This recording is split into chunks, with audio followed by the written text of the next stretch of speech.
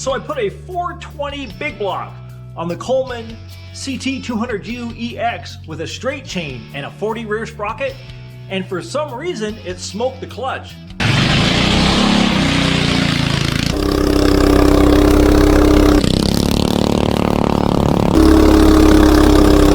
I mean, it probably has nothing to do with the massive torque of the big block and a super high gear ratio, and then you add in the tall tires and it's bye-bye clutch. So to be able to put the power to the ground instead of smoke out of the clutch, I think GoPowerSports has the answer.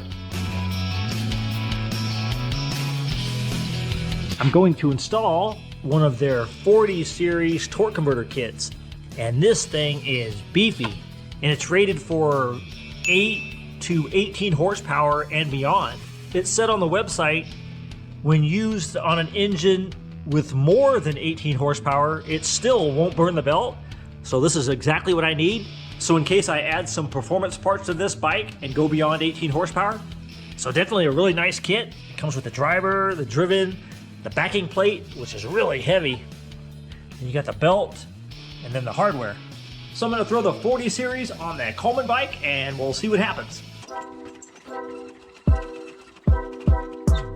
So I doubt this is gonna be a direct bolt-on, but I guess we'll find out. I think I might have to raise up this engine a little bit, maybe. I know it'll be a direct bolt-on to the engine, but I'm talking about the frame. I might end up having to cut that bar there.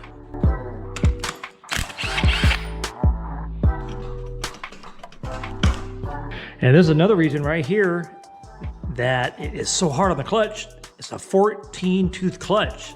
So you have a 14 and then a 40, so that's a 285 gear ratio. That's totally highway geared, especially with these tall tires. I'm not gonna need this long chain, so I might as well break this.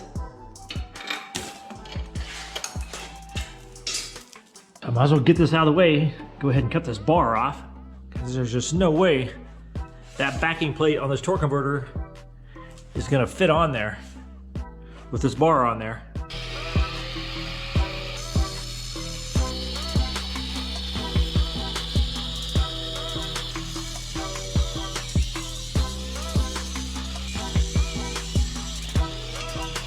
So I went ahead and ground that off smooth so I can paint it, because you know, it's gotta kind of look good. I mean, even if it doesn't run good, as long as it looks good, then it's all good. So now for the question, will this fit on there without raising the engine? Let's find out. I mean, this thing almost lines up, but it just hits the frame, the pulley, just barely. So I might have to raise this engine maybe like, I don't know, 1/4 of an inch or so. So I think I'll throw this 1/2 inch bar stock under there, under both sides of the mount. And so that'll raise it up just a little bit, about 1/2 inch. And I think that'll do it.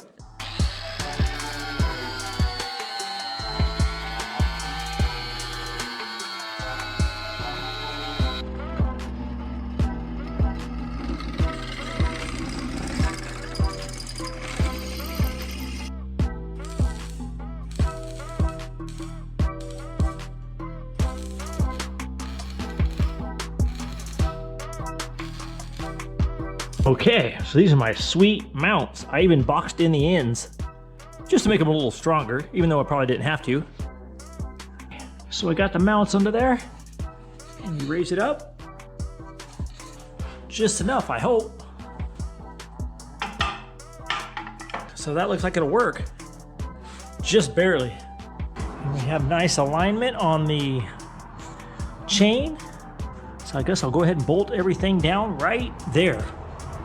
And this thing is gonna have a nice short chain. Use a little Loctite on these bolts just to be sure that I'll impact them on here.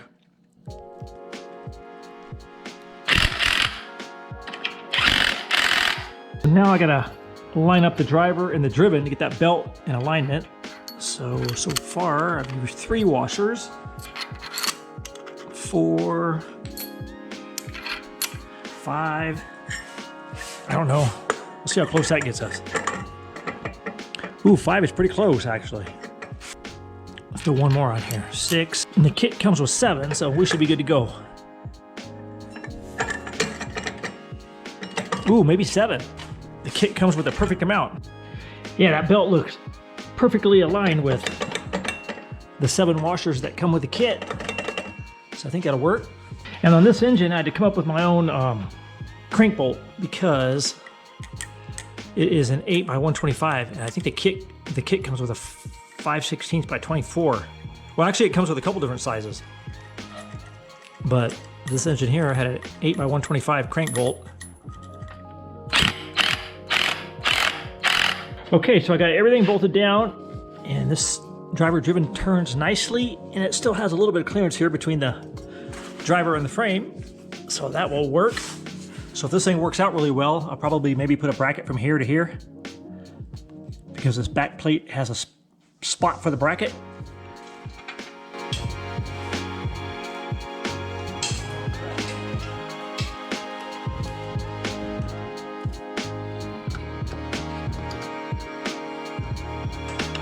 Chain tightened up. So this kit comes with a cover, but I think I'll leave it off right now, just so I can see how everything's working and ride it around. So that was a fairly straightforward install, a lot easier than I thought, and it looks awesome on there. And that torque converter is beefy, man. That back plate, that backing plate. So now the only thing there is to do is go test it out, and hopefully I can keep the front end on the ground.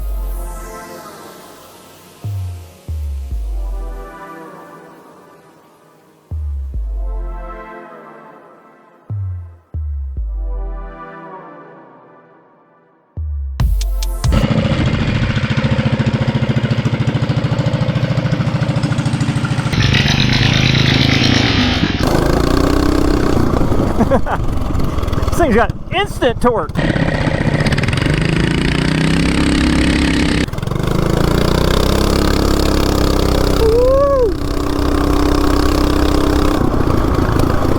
that thing gets to 30 quick. Let's find out how quick it is. If I can keep the front end down, 0 to 30 with a 420 on the Colamen CT200U. Hopefully. Whoa! Hold on, I gotta slowly roll into it.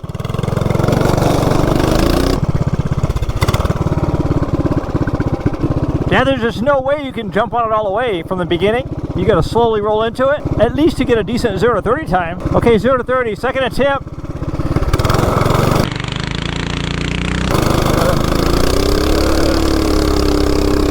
Man, that thing got to 30 like quick without even getting on it. Man, it did 0 to 30 in 3.19 seconds without even trying. I can get this thing into the 2s easy. This thing's like an electric bike. Just quick. This thing needs a wheelie bar.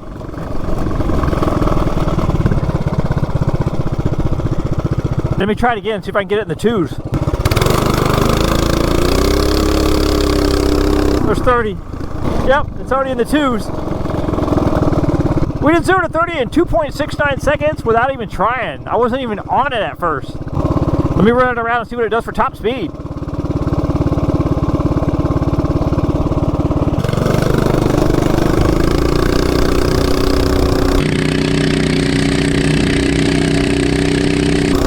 Man, it gets there quick.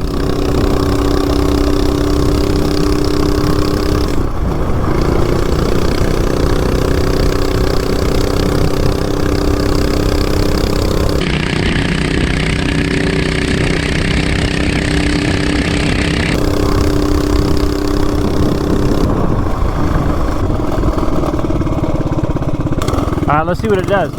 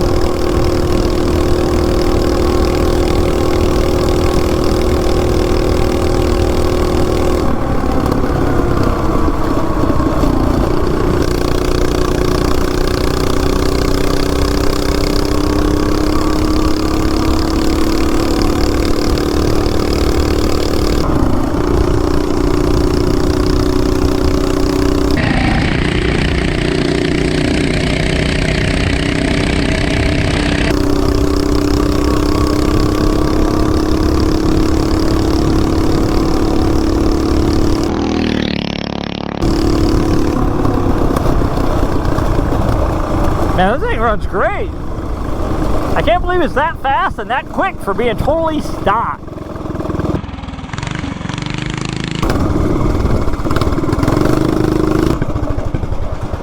So with the 420 big block, totally stock and a straight chain, I never did a 0 to 30 time because it was super slow with the clutch.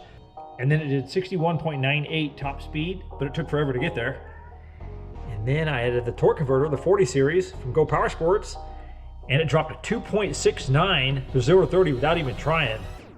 And then 60.21 top speed. And that's 2.69 seconds with a 40 rear sprocket, a highway gear. So I know I can get this bike into the 1 second range from 0 to 30 if I can learn to launch it without looping it. So what should I do next?